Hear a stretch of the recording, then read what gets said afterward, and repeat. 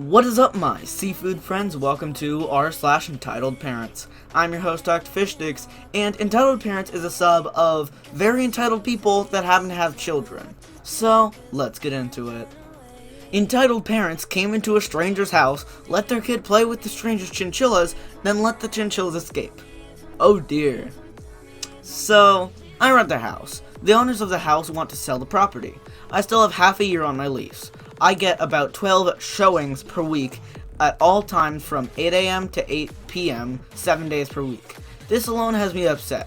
I really don't like strangers coming into my house, whether I'm there or not. Realtor has a key. The realtor never even bothers to knock. He just lets them in and lets them go throughout my house. So on to the EP. Realtor scheduled a showing for 10 a.m. on a Saturday. This is a bit annoying, but whatever.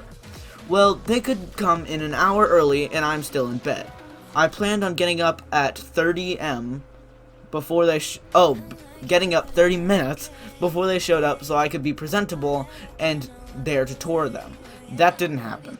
As I'm waking up trying to figure out why I hear a bunch of strangers in my house, I hear a kid screaming and then some crying, and then everyone left in a big hurry. They never left the first room, which is strange. I kept some animals in this entry room. Birds, chinchillas, a lizard, a tortoise. I'm very thankful the birds didn't fly away. I didn't have a chance to lock her cage before they came. I let her fly freely in this room and lock her in a cage before the showing. I get up shortly after, do my morning routine, go to check, feed, water the animals about 2 hours after they left. I didn't anticipate any issues, so I wasn't in a big hurry to check. I go into the room and the chinchilla cage is wide open and the chinchillas are nowhere to be seen. I start freaking out, start to search the house, eventually find them after about an hour of searching and chasing them. They're fast. In addition to wasting an hour of my Saturday morning, they also managed to eat and destroy several houseplants before I found them. Now, I wasn't there at the time, so I'm not 100% sure what happened, but my guess is they came in, the child saw the chinchillas, hence the screaming. The parents let the kid open the cage to play with the chinchillas. The kid tried to grab them, they got scared and bolted out before the kid got to play with them, hence the crying. Then the whole group just ran away in embarrassment. I'm very angry, but I'm also thankful things weren't worse. Rip houseplants. I'm in awe that some parents would come into a stranger's house and let their kids play with the stranger's animals without the owner even there to supervise. Even if the whole thing didn't play out exactly like this, they 100% opened the cage and let them escape at the very least. The chinchillas will bite if you try to grab them. This was so irresponsible of them and the realtor. Bro, your realtor sucks. Like, not even to you. He sucks to, like, anybody who visits your house. Because, like, of course you're not going to be ready, like, Of course you're not going to be ready, like, an hour before you think they're showing up. Or even worse, they push it back an hour for no discernible reason. And they just, not only do they inconvenience you, but they inconvenience any family that wants to go in the house. That's annoying as heck. My mother threw my sister a party for my 8th birthday. This happened in 1998 when I was 8 years old and my sister was 5. From a very early age, I knew that my younger sister was the golden child and could do no wrong in our mother's eyes. Mother Dearest was abusive towards me for most of my childhood, until I was about 14, and her physical and mental abuse turned towards my sister as well. My parents had separated before my sister was born. They didn't mesh well together, but tolerated each other for the sake of the kids. Part of the reason my sister was Mom's favorite child was her love for horse riding, which I was never interested in. The more hostile our mother got towards me, the less interested I got in anything that she was interested in. Then came my 8th birthday. I was friends with our next door neighbor's kid and a few kids from school. Although I didn't have that many, I loved the friends I did have and was excited to share my birthday with them. My birthday was on a Friday, but Mom told me that she'd arranged my birthday party for the Saturday, which was fine by me. The day of the birthday party came and I got excited. At the age I hadn't yet, my heart had been crushed by my mother and her blatant favoritism and abuse. But that was the year I began to hate my birthday. The party was arranged to start at 12 p.m., so I wore my favorite dress and sat outside for my friends to arrive. This was the point that I realized something wasn't right.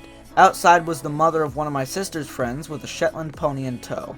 My mother knew I wasn't interested in horses, and even if I was, the horse was too small for an 8-year-old. As more guests started to arrive, my heart broke even more and more. These were my sister's friends, not mine. And for the icing on the cake, out came my 5-year-old sister in a Cinderella costume. None of these people were there for me. It was supposed to be my party, but instead it became a party for my sister. None of my friends were there. All of the birthday presents were addressed to me, but they were things I didn't want. My Little Pony toys and other horse-related gifts were what I got from my mother and the people at the party. The only present I got that wasn't horse-related was from our dad. He came later in the day to wish me a happy birthday. By that point, the guests and the pony were gone. I could remember him asking me what was wrong, as I wouldn't come out of my room or talk to anyone. My mother acted dumb and said she didn't know why I was upset. It wasn't until many years later that my dad found out what happened. After that day, I didn't want a birthday party again. Even now at 30, I don't make a big deal out of my birthday. I still celebrate it, but I don't do birthday parties. My sister has changed a lot since then, and I don't hold any grudges against her for the things my mother did. We don't speak to our mother anymore, and our father died in 2009 when I was 19. It's tough sometimes, but me and my sister are really close, so we have each other to lean on for support. I'd be lost if it weren't for her. Dang, that really sucks. For children, birthday parties are really important. I know how much my sister and my brother love birthday parties. I like mine too, don't get me wrong. But for an 8-year-old, that's something that's really important. And to take that away is really scummy. Entitled mom confronts me for having the audacity to buy our house when her son wanted it. Brief backstory. Back in March, I, 25 female, and my partner, 27 male, bought a house. Big deal for us, and we're so glad we managed to pull this off, especially right before the pandemic got bad. It's a livable fixer-upper, and the lady that bought it in '67 was the only owner before us, and she'd made no updates in that time, lol. It keeps us busy, and that worked out really well for us being home so often. Now, to the huge event with EM. In May, my big project was pulling out some nasty bushes that had taken over a huge chunk of the front side yard. It was hot. I was sweaty. I'm digging out roots and throwing branches. As I'm right up front and make a pretty drastic change to the yard, people notice. Most neighbors stop by, say a quick hello from the car, and drive away. But not the entitled mother.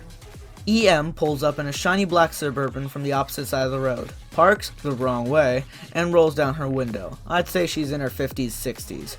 Gray hair in a bob cut. I stand up and pause my music. The following conversation isn't exact, but is pretty close as this conversation just was. So, entitled. Hey, did you buy this house? Yep, just moved in last month. Do you know the family? That sold it? Not really. We just got lucky they chose us, I guess. Trying to be nice, but kind of off-put as she's asked none of the typical neighbor questions. We made a great offer. Yeah, my son really wanted this house. He grew up in the neighborhood, you know? Oh, darn. Yeah, houses move fast right now. He spent his whole life in this area. He really deserved to stay in the neighborhood, you know? Yeah, that's too bad. Major what the frick feelings right now. How much did you offer? Not about to tell her the details. Over asking price. We were proactive. Well, my son really wanted the house. Me, feeling quite awkward with the whole situation, just decided to shoo this lady along. Yeah, well, I'm sure more houses will go up for sale around here.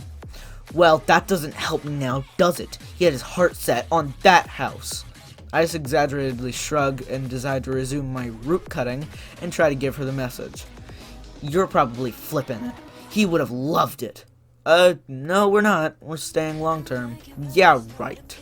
She doesn't leave. I'm wondering if I should go inside or something.